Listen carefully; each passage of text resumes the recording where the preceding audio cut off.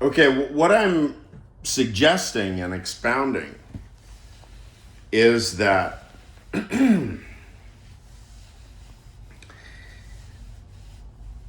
look, if you consider the discourse that's being used at the highest levels of government in the United States and probably all over the world, there's a striking paucity of any discursive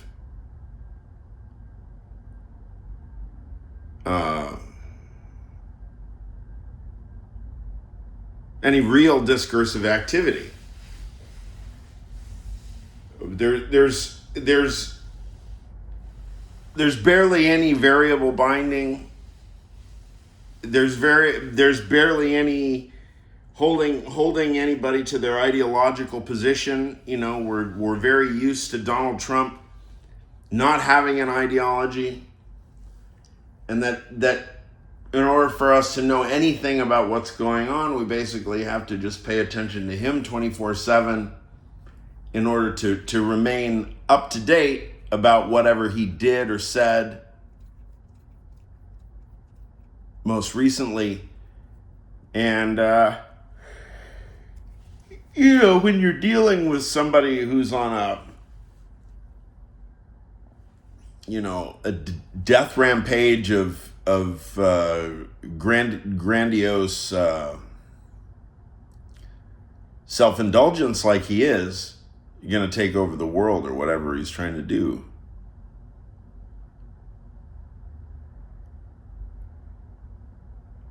Venezuela, Mexico, Minneapolis,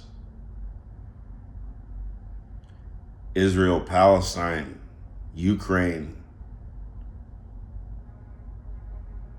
All of these situations, they involve variable binding and judgments. They involve concepts.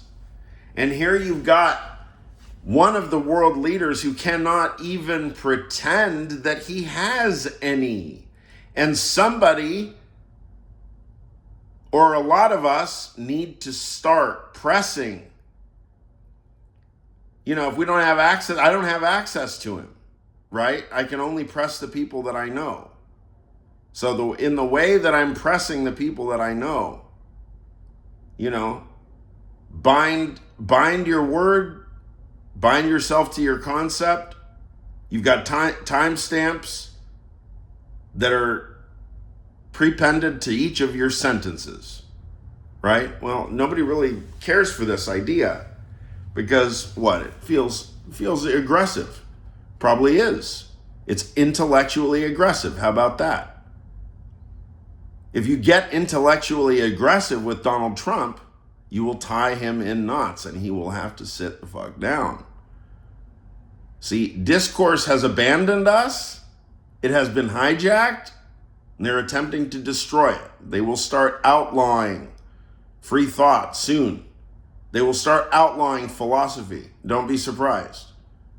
Say, look, if you're making a lot of hot air about meaningless questions, you belong in jail. Yeah, we're one step away from that now. So the way now to resist, also because we know at this late stage of Trumpianism, we kind of have a sense of how deep his mind goes, and there is no mind there. He has a kind of empty command of language, and his vocabulary is very small, and he's never thought about a goddamn thing. He's just his whole performative thing is one big performative posture as defense against thinking. It's very clear. It's a defense against thinking. He's not interested in thinking. Right? So that means that you can anybody who's not interested in thinking, who is nevertheless using words, you should make mincemeat out of their discourse, because their discourse is not worth any more than mincemeat. It's just word salad. If there's no thoughts, if there's no thought that backs up your words, then you're just you're just promulgating word salad. And see, my philosophy is meant to expose who is it that's promulgating word salad and who is it that's actually thinking. All of this business about transparency and sentences and psychoanalysis and sensitive things and all the rest, it's in the service of one thing. You can describe it like this. We need to separate the thinkers and the non-thinkers.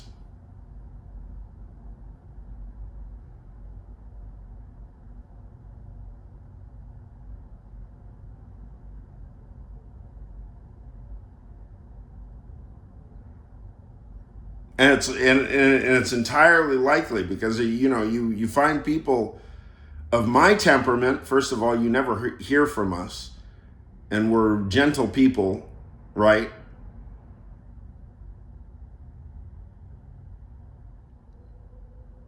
You've got a completely different temperament person on your hand.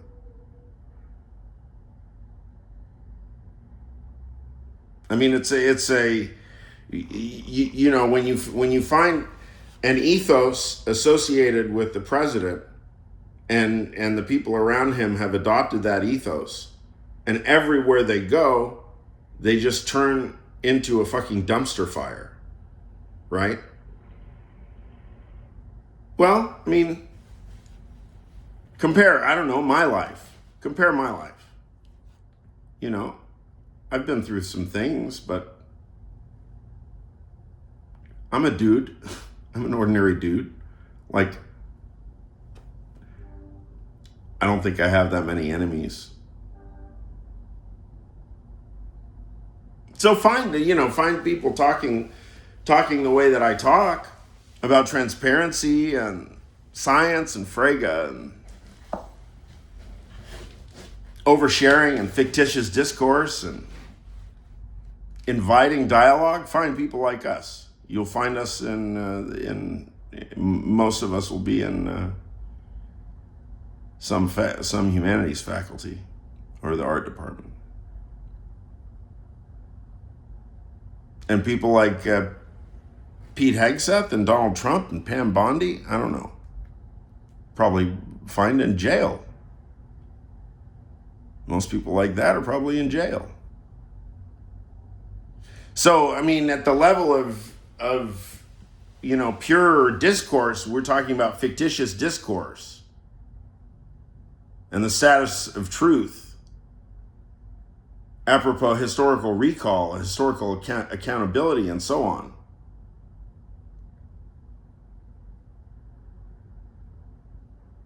Whatever I'm expounding, I take to be the antithesis of whatever our government is.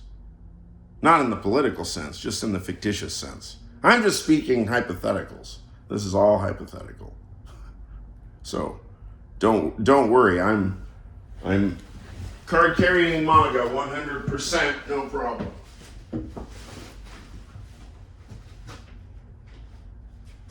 And I will be card carrying MAGA until the moment that I get a phone call from one philosopher, any philosopher,